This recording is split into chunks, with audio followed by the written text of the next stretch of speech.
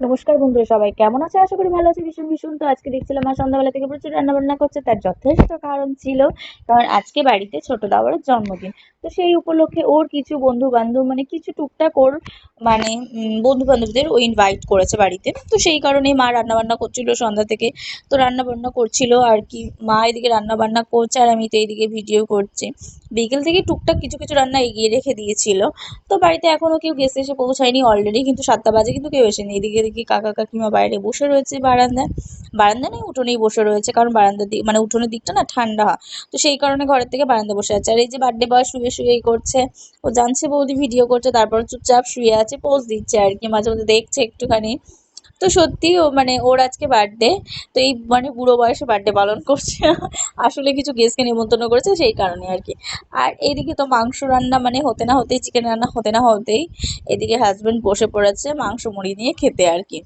ওদিকে মা রান্না করছে, ও সেখান থেকে নিয়ে চলে এসে ও চিকেন আর মুড়ি দিয়ে আর কি খাওয়া আরম্ভ করে দিয়েছে। তো তারপরে এই যে গেস্ট বলতে গেলে কিছু মিষ্টি দেওয়ার এসেছিল আর কি।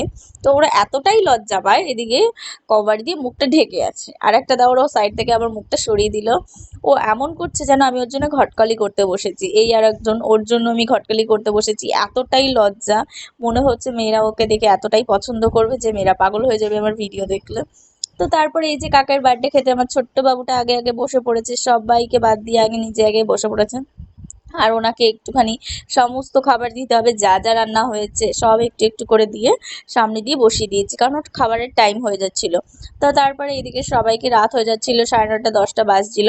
তো সেই কারণে সমস্ত কিছু অ্যারেঞ্জ করা হচ্ছিল তাড়াতাড়ি করেই আর কি, যাতে সবাই না হলে লেট হয়ে যাবে। অলরেডি 10টা 10:30 বাজে, না হলে সবার লেট হয়ে যাবে।